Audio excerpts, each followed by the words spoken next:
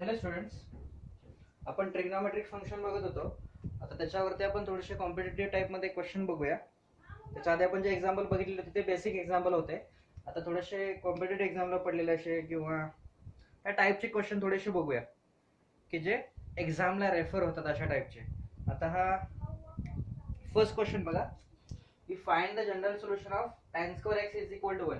आता हा सीईटी ला पडलेला आहे, एमएसटी सीईटी साठी पडलेला आहे 2016 साठी. 2016 चा क्वेश्चन आहे हा सीईटी साठी. ठीक आहे, तर काय दिलं बघा, find the general solution of tan square x is equal to 1. tan square x is equal to 1. ठीक, आता याला सॉल्व करायचं झालं तर आपल्याला माहिती आहे की इथं tan x आहे आणि त्याची व्हॅल्यू आपल्याला 1 दिलेली आहे. 1 कुठल्या tan ची व्हॅल्यू असते, इथं स्क्वेअर आहे तर याचा पण आपण स्क्वेअर करून घेऊया. tan square x is equal to 1 square. ते आपण असं लिहू शकतो आपण असं. ठीक आहे, त्याच्यानंतर काय करता येईल आपल्याला की 1 चा स्क्वेअर 1 आहे आपल्याला माहिती आहे. आता इथं बघा की कुठल्या tan ची व्हॅल्यू 1 आहे असं आपल्याला माहिती आहे की तर tan ऑफ पाय बाय 4 ह्याची व्हॅल्यू किती येते, 1 येते. हे आपल्याला माहिती आहे. ही व्हॅल्यू माहिती आहे, tan pi by 4 is equal to 1. घेताना आपण काय घेणार आहे, सिंपल 1 घेणार आहे. ठीक आहे, जास्त आपण काय करणार नाही, हायेस्ट व्हॅल्यू घेणार नाही आहे. एक नॉर्मल व्हॅल्यू अशा म्हणजे फर्स्ट व्हॅल्यू येते. हे आपल्याला माहिती आहे. प्रिन्सिपल सोल्युशन फाइंड करता आपण बेसिक जे एक्झाम्पल बघितले होते प्रिन्सिपल सोल्युशन मध्ये किंवा जनरल सोल्युशन बघताना ते बघितलेलं होतं. म्हणजे tan पाय बाय 4 ची व्हॅल्यू किती येते, 1 येते. मग इथं आपण घेतलं, त्याच्या ठिकाणी काय लिहू शकतो, 1 च्या ठिकाणी tan पाय बाय 4 लिहिलं तर tan square x is equal to tan pi by 4 1 चा स्क्वेअर आहे, दॅट्स वाय त्याचा पण स्क्वेअर लिहिला. दॅट इज काय झालं बघा, ते tan square x is equal to tan square pi by 4. आता हे आपल्याला कुठल्या फॉर्मॅट मध्ये गेलं बघा, जो आपल्याकडे फॉर्मॅट होता की if tan square theta is equal to tan square alpha असेल तर याच्यासाठी आपण काय लिहू शकतोय, it implies theta is equal to n pi plus or minus alpha. हा फॉर्म्युला आहे आपल्याकडे. हा tan square plus tan square theta is equal to tan square alpha साठी फॉर्म्युला आहे. सेम आन्सर आपल्याला कशासाठी मिळते की cos square theta is equal to cos square alpha साठी, आणि same answer sin square alpha is equal to sin square theta is equal to sin square alpha. ह्या तिन्हींचं कॉमन सेम आन्सर येतंय. हे आपण बघितलेलं होतं. ठीक आहे, तर आपल्याला फक्त गरजेचं काय आहे, एवढंच पाठ गरजेचं आहे की tan square theta is equal to tan square alpha असेल तर theta is equal to n pi plus or minus alpha येत आहे. देअरफॉर इथं बघा, हा आपल्याला काय झाला, हा आपल्याकडे थीटा आहे आणि हा आपल्याकडे काय झाला, अल्फा झाला. ठीक आहे, तर याचा आन्सर काय आला बघा, it implies theta is equal to theta नाही तर आपल्याकडे x आहे, x is equal to n pi plus or minus pi by 4. फक्त याच्यामध्ये आपण रिप्लेसमेंट घेतली, थीटा आपण x पुट केला आणि अल्फा आपण काय घेतला, पाय बाय 2 घेतला. देअरफॉर आन्सर चेक करा, काय येतं, n pi plus or minus pi by 4. कुठे आहे बघा, n pi plus or minus pi by 4, म्हणजे ऑप्शन सी करेक्ट येते. बरोबर आहे. नेक्स्ट एक्झाम्पल बघा. नेक्स्ट जर एक्झाम्पल आपण बघितलं तर काय दिसते बघा या ठिकाणी, की general solution of cot x plus tan x is equal to. म्हणजे काय होतं बघा, क्वेश्चन मी थोडी शॉर्ट मध्ये लिहिलेलं आहे, find the general solution of cot x plus tan x is equal to 2. ह्याचं आपल्याला जनरल सोल्युशन फाइंड करायचं होतं.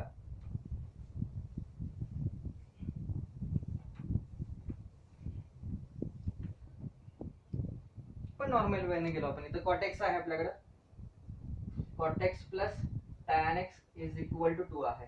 cot आणि tan आहे आणि याचा आन्सर आपल्याला किती दिले, 2 दिलेला आहे. ठीक आहे, तर आपण या ठिकाणी काय करू शकतोय की cot x आहे तर त्या cot ला आपण tan मध्ये कन्वर्ट करूया. तर cot असेल तर 1 बाय tan x लिहिलं plus tan x is equal to 2. Then याच्यानंतर आपण काय केलं की क्रॉस मल्टिप्लिकेशन केलं. क्रॉस मल्टिप्लिकेशन केल्यानंतर काय झालं, 1 plus tan square x is equal to 2 tan x. जे होल इक्वेशनला tan x न मल्टिप्लाय करून घेतलं. Then we get 1 plus tan square x is equal to 2 tan x असं मिळालं आपल्याला. ठीक आहे, परत आपण याच्यासाठी बघा इथं काय करू शकतोय, एक तर आपण क्वाड्रॅटिक फॉर्मॅट मध्ये इक्वेशन जाते असं म्हणू शकतो, किंवा कसं येतं बघा tan square x minus 2 tan x plus 1 is equal to 0 अशा फॉर्मॅट मध्ये पण क्वाड्रॅटिक इक्वेशन जात आहे.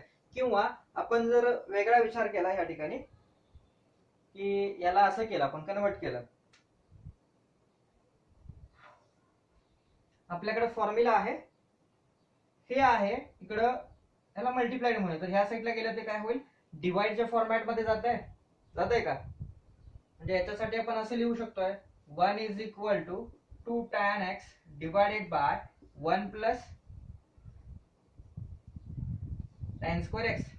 कॅन वी राईट एज, काय केलं हे इकडे न्यूमरेटर मध्ये होतं, ह्या साईडला गेल्यानंतर काय झालं ते डिनॉमिनेटर मध्ये गेलं, इकडं मल्टिप्लाइड होतं, म्हणजे याला समजा आपण असं म्हटलं की याला मल्टिप्लाइड 1 आहे, 1 इंटू दिस ब्रॅकेट, तो ब्रॅकेट काय झाला मल्टिप्लाइडचा ह्या साईडला आल्यानंतर डिवाइडला गेला, तर आपल्याला हा असा फॉर्मॅट मिळाला. ठीक आहे, आता हा फॉर्म्युला कशाचा आहे रे, तर आपण डबल अँगलचे फॉर्म्युले जे बघितले होते त्याच्यामध्ये आपल्याला हे कुठेतरी दिसतंय डबल अँगलच्या मध्ये.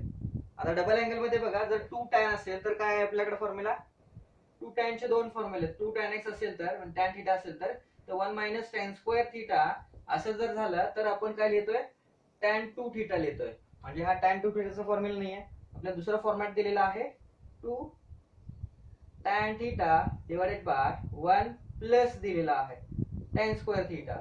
तर हा फॉर्म्युला कशाचा आहे, हा फॉर्म्युला बघितला तर आपण कशासाठी लिहू शकतोय, sin 2 थीटाचा फॉर्म्युला आहे. ठीक आहे, therefore this will be the sin theta, जे sin x असायला पाहिजे, 1 is equal to sin 2x हा फॉर्म्युला आहे. आणि सेम आपल्याला cos मध्ये पण फॉर्म्युला आहे, cos 2 थीटा जर असेल तर काय लिहितोय आपण t square, sorry 1 minus t square 1 plus t square असं लिहितोय, बरोबर, आपल्याला एवढाच गरजेचं आहे.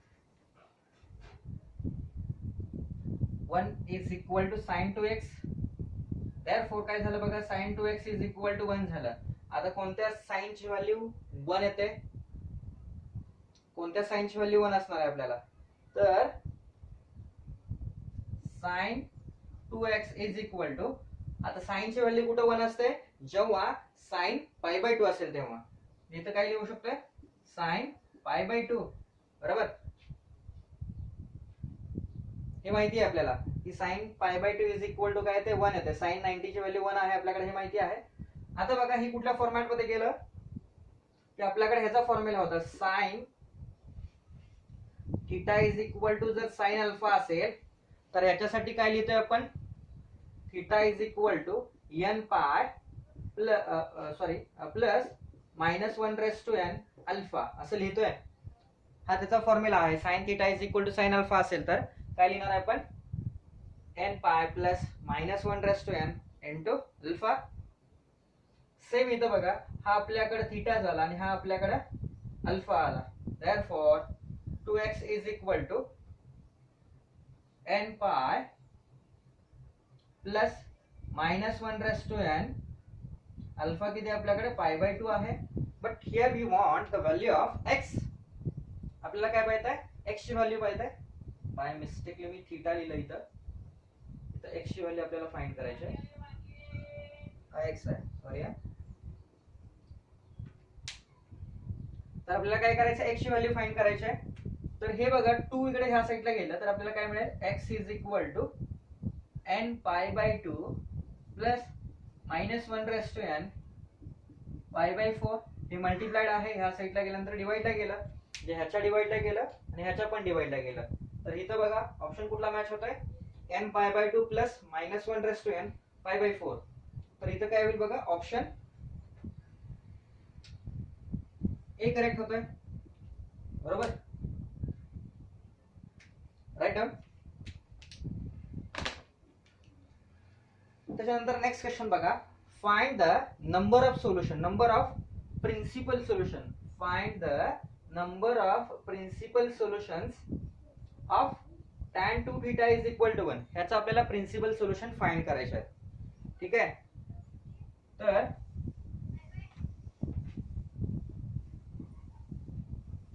दिलेले क्वेश्चन पहिल्यांदा राईट डाऊन करून घेऊया. प्रिन्सिपल सोल्युशन फाइंड करायचे आपल्याला. तर इथं बघा की tan 2 थीटा आहे, tan 2 theta is equal to 1. ह्याचं आपल्याला प्रिन्सिपल सोल्युशन फाइंड करायचं आहे. आता मोस्टली बघ आपल्याला माहिती आहे की प्रिन्सिपल सोल्युशन किती असतात. एखादं जर ट्रिग्नोमेट्रिक इक्वेशन दिला असेल तर त्याचे प्रिन्सिपल सोल्युशन आपल्याला 2च मिळतात प्रत्येक वेळा. प्रत्येक ट्रिग्नोमेट्रिक फंक्शन म्हणजे इक्वेशन जे दिलं असेल आपल्याला त्याच्यामध्ये त्याचे 2च प्रिन्सिपल सोल्युशन मिळतात. त्याच्या व्यतिरिक्त कुठलेही सोल्युशन एक्स्ट्रा सोल्युशन मिळणार नाहीत. 2 पेक्षा कमी नाही आणि 2 पेक्षा जास्त नाहीत हे आपल्याला माहिती आहे. म्हणजे असं जर दिलं की म्हणजे नंबर ऑफ प्रिन्सिपल सोल्युशन्स, एखादं इक्वेशन दिलं ट्रिग्नोमेट्रिकचं आणि त्याच्यामध्ये नंबर ऑफ प्रिन्सिपल सोल्युशन्स म्हटलं तर डायरेक्टली याचा आन्सर आपण 2 म्हणू शकतो. आपल्याला फाइंड करायची पण गरज नाही. फक्त कधी कधी कंडिशन अशी असते की थोडंसं चेक करावं लागतं. जर आपल्याला असं म्हटलं की find the principal solution of 2 theta is equal to 2 असं दिलं, समजा sin 2 theta is equal to 2 म्हटलं तर याचे प्रिन्सिपल सोल्युशन किती मिळणार आपल्याला? काहीच मिळणार नाही. बिकॉज ऑफ ही कंडिशन पॉसिबलच नाहीये. काही नाहीये, पॉसिबल नाहीये. कारण काय होतंय की sine theta at any angle, काय म्हणतो मी, एनी अँगल, थीटा कितीही पण असेल तिथं, याला 2 थीटा असेल, 3 थीटा असेल, 4 थीटा असेल, काही पण घ्या तर ते ऑलवेज काय राहतंय, याचा जर मॉड घेतला तर तो काय राहतंय, always less than equal to 1 राहतोय. म्हणजे थीटा इथं किती पण असेल तर त्याची व्हॅल्यू मॅक्झिमम व्हॅल्यू 1 राहते आणि मिनिमम व्हॅल्यू -1 आहे. त्याच्या बाहेर ती व्हॅल्यू जात नाही. हे साइन आणि कॉस साठी ऍप्लिकेबल आहे. ठीक आहे, दॅट्स वाय त्याच्यामध्ये बेसिक ट्रिग्नोमेट्रीच्या कंडिशन पण त्यांना सॅटिस्फाईड करायला पाहिजे. आता हे बघा tan थीटाची व्हॅल्यू काय, आपल्याला थीटा आपल्याला माहिती आहे. इफ tan थीटा तर याची व्हॅल्यू काय राहते, थीटा किती पण घ्या रिअल व्हॅल्यू मध्ये टाकला तर आपल्याला काय मिळतंय, इन्फायनाइट सोल्युशन मिळतात. इथं काय मिळतात, इन्फायनाइट सोल्युशन मिळत राहतात. आन्सर इथं काय, थीटा कुठलाही घ्या तर याचा आन्सर रिअलच मिळत राहतंय. हे माहिती आहे आपल्याला.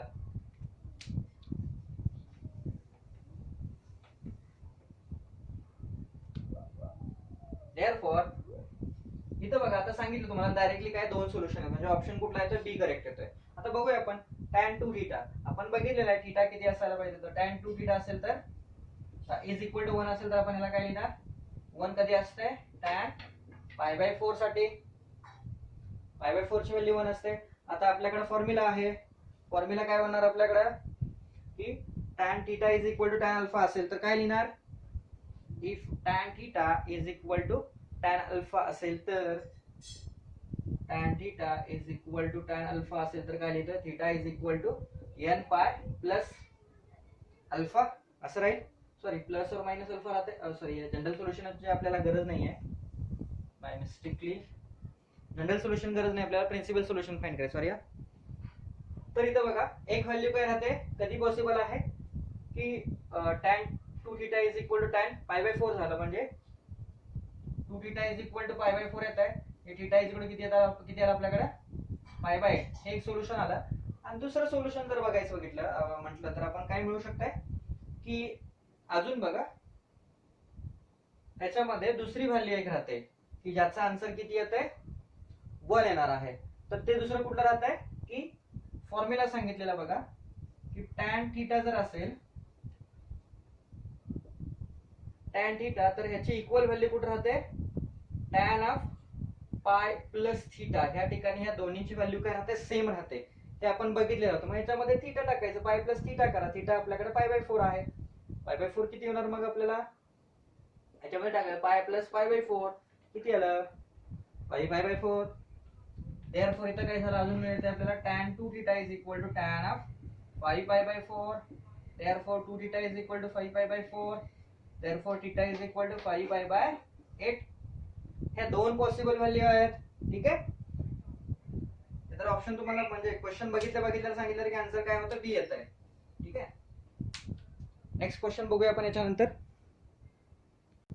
नेक्स्ट क्वेश्चन आहे बघा काय की द इक्वेशन 4th नंबरचा क्वेश्चन आहे, sin x plus cos x is equal to 2 has काय म्हटलेलं आहे, 1 सोल्युशन. ऑप्शन बी आहे 2 सोल्युशन्स. ऑप्शन सी आहे इनफायनाइट सोल्युशन, ऑप्शन डी आहे नो सोल्युशन. ठीक आहे, तर हा क्वेश्चन आहे आपल्याकडे. तर इथं जर बघितलं तर काय दिसतं आपल्याला, sine x plus cos x is equal to 2 दिलेला आहे. काय दिलेला आहे, sine x plus cos x is equal to 2. मग इथं काय करू शकतो आपण, की आपल्याला माहिती आहे mod of sine x is less than or equal to 1 असतंय आणि mod of cos x is less than equal to 1 असतंय. आता मी सांगितलेलं की मॅक्झिमम व्हॅल्यू 1 येते यांची आणि याची पण. मग असं कुठं पॉसिबल आहे का की sign x plus cos x जर यांचा इंडिव्हिज्युअली दिली फक्त आपण, तर त्याचं व्हॅल्यू काय येणार आहे, 2 येणार आहे. असं पॉसिबल होणार नाही, कारण जर साइन एक्स ची व्हॅल्यू 1 असेल तर कॉस एक्स त्यावेळेला 0 होतोय, आणि जेव्हा कॉस एक्स ची व्हॅल्यू 1 असेल तेव्हा साइन एक्स काय होतोय, 0 होतोय. हे आपल्याला माहिती आहे. काय असेल बघा ही कंडिशन, साइन एक्स जेव्हा 1 येतोय तेव्हा कॉस एक्स 0 असतोय, ही एक कंडिशन होते. आणि दुसरी केस बघा, जेव्हा कॉस एक्स ची व्हॅल्यू 1 असणार आहे तेव्हा साइन एक्स किती असतोय, 0 असतोय. म्हणजे ऑलवेज मिसमॅच होत आहे. ओके, म्हणजे हायेस्ट व्हॅल्यू इथे जर इथे याची 1 म्हटले तर याची व्हॅल्यू तेव्हा 0 असते, आणि याची व्हॅल्यू जेव्हा 1 म्हटली तेव्हा याची व्हॅल्यू किती असते, 0 असते. म्हणजे जास्तीत सम किती येऊ शकते, 1 येऊ शकते. मॅक्झिमम सम किती येते, 1 येते, त्याच्या व्यतिरिक्त येणार नाही. इंडिव्हिज्युअली दिले तर असं मॉड असेल तर ते पॉसिबल आहे. इफ तिथं जर मॉड असतील तर तिथं पॉसिबल होतं ते. दॅट्स वाय त्याच्यासाठी काय येते आपल्याला, नो सोल्युशन कंडिशन येते. That's why it is not possible to find, म्हणजे sine x plus cos x is equal to 2 ही कंडिशन इथं सॅटिस्फाईड होणार नाही. त्याच्यामुळे इथं काय येणार नाहीत, त्याचं एकही सोल्युशन नसेल. ठीक आहे, नेक्स्ट क्वेश्चन बघा काय दिलं आहे, the number of solutions of 16 sin x plus 16 1 minus sin x is equal to 10. हे जे क्वेश्चन आहे त्याचं काय करायचं आहे, how many number of solutions आहे. क्वेश्चन एकदा चेक करूया. हा बरोबर आहे, तोच आहे. तर काय की याचे सोल्युशन्स किती असतील, नंबर ऑफ सोल्युशन्स किती असणार आहे ते आपल्याला फाइंड करायचं आहे. आता याच्यामध्ये आपण जर बघितलं तर काय करू शकतो बघा, की हा दिलेला आहे कंटेंट आहे आपल्याकडे 16 sin x plus 16 1 minus sine x is equal to 10. ठीक आहे, तर आपल्याला की ह्याच्यामध्ये काय करता येईल की थोडंसं अजम्पशन करायला लागेल. तर ही टर्म जर बघितली तर आपण असं लिहू शकतो 16 sin x plus 16 1 minus sine x. म्हणजे याचं मीनिंग काय होत आहे की 16 raise to 1 into 16 raise to minus sine x. आणि मायनस जर पॉवर असेल तर काय करू शकतो, ते आपण डिनॉमिनेटर मध्ये घेऊ शकतो. मायनस असेल तर याला म्हणता येईल 16 इंटू 1 बाय 16 साइन एक्स असं म्हणता येईल. बरोबर, म्हणजे मी हे डायरेक्टली लिहू शकतो असं 16 divided by 16 sine x is equal to 10 असं म्हणू शकतोय. आता बघा की याला आता हे जर ह्याचं सोल्युशन काढणं थोडंसं वेगळं डिफिकल्ट वाटतंय. आपण याला थोडंसं कन्सिडर करूया. If you consider let 16 sin x is equal to आपण t कन्सिडर केलं, त्याला आपण t कन्सिडर केलं तर आपल्याला काय मिळेल, t प्लस 16 बाय t. जिथं 16 रेस टू sin x आहे इथं त्याला आपण t म्हटलं is equal to 10. Cross multiplication जर आपण केलं तर आपल्याला काय मिळते इथं, t square plus 16 is equal to 10t मिळालं. बरोबर, तर याच्यानंतर आपण काय करू शकतोय, हे इकडे घ्या, तर t square minus 10t plus 16 is equal to 0 झालं. आता हे क्वाड्रॅटिक इक्वेशन आहे आपल्याला. आता याचं सोल्युशन माहिती आहे, मल्टिप्लिकेशन 16 आहे म्हणजे आपल्याला काय फॅक्टर पडतील त्याचे बघा, की समथिंग 8 and 2 पडतील. ठीक आहे, हे काय होऊ शकते बघा, मल्टिप्लिकेशन याचं काय करता येईल आपल्याला 8 and 2 आणि ऍडिशन करा म्हणजे -2 आणि -8. -8 आणि -2 घेतले आपण. बरोबर, मल्टिप्लिकेशन 16 बनतंय. आता हा बेसिक गोष्टी आहेत, इथे पाहिजे दाखवतो. हा 16 प्लस आहे -8 आणि -2. देअरफॉर काय झालं आपल्याला, t डायरेक्टली घेऊया, t -8 into t -2 is equal to 0 झाला. Therefore t is equal to 8 and 2 असं झालं. दोन व्हॅल्यू आल्या टीच्या. ठीक आहे. बट काय बघा आपल्याकडं, but T is equal to काय आपल्याकडं साइन म्हणजे 16 रेस टू साइन एक्स आहे. म्हणजे काय होणार आहे, therefore 16 raise to sine x is equal to 8 झालं आणि 16 raise to sine x is equal to 2 आलं. आता काय करायला पाहिजे की इथं एक बेस दिसतोय, त्याची पॉवर साइन आहे आणि त्याचा आन्सर किती येतंय 8 येतंय. आणि इकडे दिसतंय आपल्याला 16 आहे, पॉवर साइन आहे, त्याचा आन्सर किती येतंय 2 येतंय. मग काय ऍडजस्टमेंट करायला पाहिजे. मग आपण स्टार्टिंगला 11वी मध्ये थोडस बेसिक बघितलेलं होतं, तेव्हा काय बघितलेलं की इथं जर बेस असेल तर इकडे पण सेम बेस करून घ्यायचं. बेस दोन्हीकडे इक्वल असेल तर पॉवर आपण इक्वेट करू शकतोय. ती कन्सेप्ट इथे यूज केली तर आपण काय करता येईल याला की ह्या 8 ला 16 च्या फॉर्मॅट मध्ये कन्वर्ट करता येईल. तर 8 ला 16 च्या फॉर्मॅट मध्ये कसं कन्वर्ट करता येईल, 8 म्हणजे काय 2 जा नाही येणार आहे, पॉवर मध्ये कन्वर्ट करायचं आहे. म्हणून काय करता येईल, हे 8 आहे, 8 चं जर आपण काय घेतलं क्यूब रूट घेतलं, काय घेतलं क्यूब रूट घेतलं आणि त्याचा परत काय केलं आपण क्यूब रूट घेतल्यानंतर 2 मिळत आहे. 2 चा परत 2 ला आपण 16 मध्ये कन्वर्ट करू शकतोय. 2 रेस टू 4 म्हणजे काय येतंय 16 येतंय, हे आपल्याला माहिती आहे. म्हणजे टोटल पॉवर काय होणार आहे 8 रेस टू देअरफॉर आपण असं म्हणू शकतोय. तर याचं 16 मध्ये कन्वर्ट होतंय, तर ह्याला आपल्याला रिव्हर्स ऑर्डर मध्ये आणायचं आहे. म्हणजे आपण ह्याला काय करू शकतोय 16 चं 4th रूट घेतलं. ठीक आहे, काय घेतलं आपण 16 चं 4th. आता हे जे तुम्हाला कन्वर्जन सांगितलं मी, याचं 4 केलं तर आपल्याला 16 मिळतंय. म्हणजे हे काय झालं की आपण 8 ला आपण 16 मध्ये कन्वर्ट केलं त्या पॉवर नुसार. म्हणजे 8 रेस टू 4/3 केलं तर आपल्याला काय मिळालं 16 मिळतंय. आपल्याला याची रिव्हर्स ऑर्डर पाहिजे आहे. काय करायला पाहिजे की आपल्याला पॉवर 16 ची करायची आहे आणि काय दिसायला पाहिजे आपल्याला ओरिजिनली 8 यायला पाहिजे. ही पॉवर आहे, पॉवर रिव्हर्स होईल म्हणजे काय होईल 8 is equal to 16 raise to 3/4. 4th root घेतलं आपण कशाचं 16 चं, तर किती मिळालं आपल्याला 2 मिळालं. आणि 2 चं काय करायचं आपल्याला क्यूब रूट करायचं, क्यूब करायचं आहे, 8 झालं. म्हणजे ओरिजिनॅलिटी टिकते, ओरिजिनल व्हॅल्यू आपल्याला आहे तशी मिळते आपल्याला पॉवर केल्यानंतर. आणि आपल्याला काय दिसतं बेस दोन्हीकडे सेम मिळते. ही आपल्याला कन्सेप्ट बघितलेली आहे, थोडीशी रिवाइज झाली.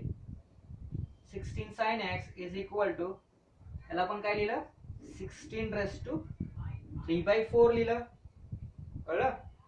आणि इथं पण सेम बघा काय करतात आपल्याला 16 sin x is equal to ह्या 2 ला काय करतोय आपण 2 रेस टू 4 म्हणजे 16 येत आहे.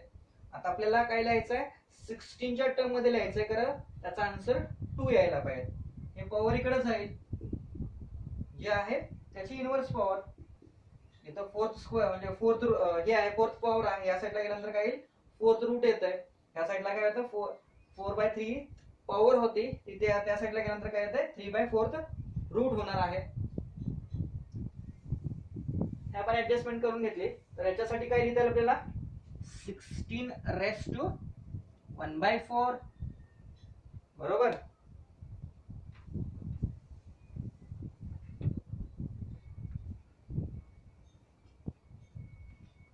आता बघा इथं काय दिसतंय बेस दोन्हीकडे इक्वल दिसतोय. बेस इक्वल असेल तर काय असायला पाहिजे आपल्याकडे ते त्याच्या पॉवर पण इक्वल असायला पाहिजे. म्हणजे sin x is equal to 3 sin square आहे, सॉरी sin स्क्वेअर होता तिथं, सॉरी बाय मिस्टेक क्वेश्चन मी रॉंग लिहिला.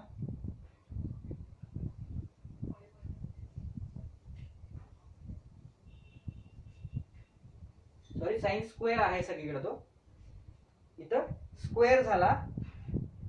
तर आणि इथं पण बघा sin square x is equal to 1/4 आलं. ठीक आहे, काय झालं sin square x is equal to 3/4 आणि sin square x is equal to 1/4 आलं आपल्याला. आता याचा जर स्क्वेअर रूट घेतलं तर किती मिळते, याचा स्क्वेअर रूट घेतलं तर sin x is equal two plus or minus square route of 3/2 मिळतंय.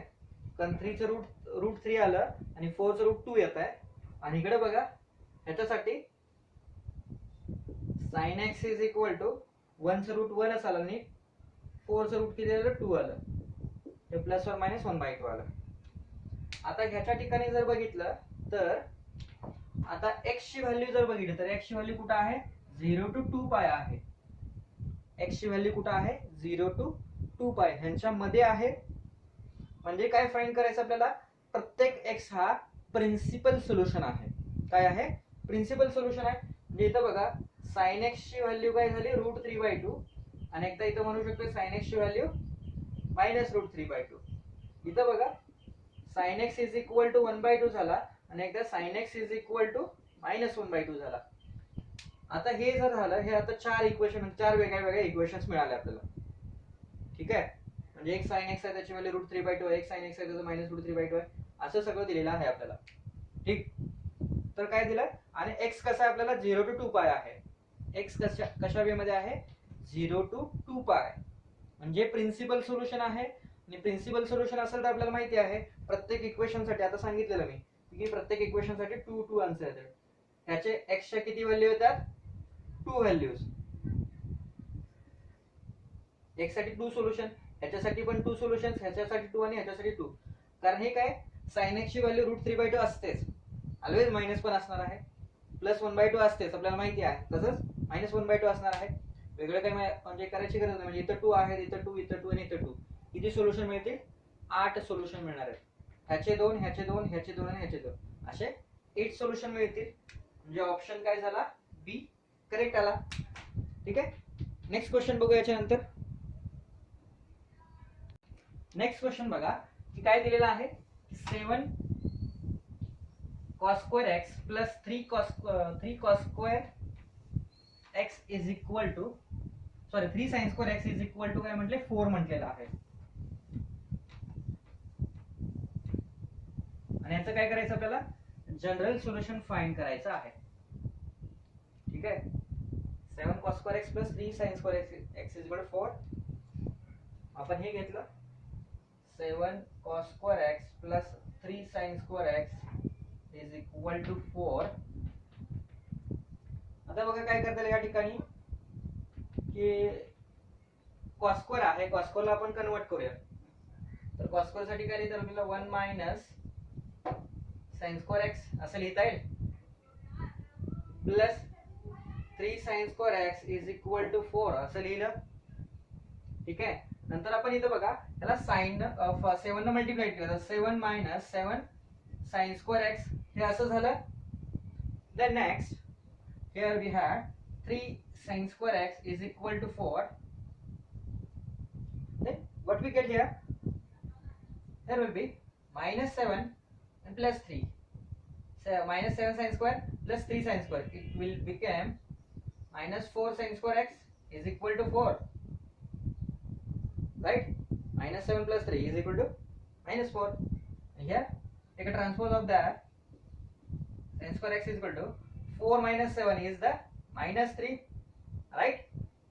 Then take a transpose of that, we get sin² x is equal to -3 divided by -4. Therefore sin x is equal to 3/4. Sorry, sin² x is equal to 3/4. Then here we have to, for which value of sin² is the 3/4.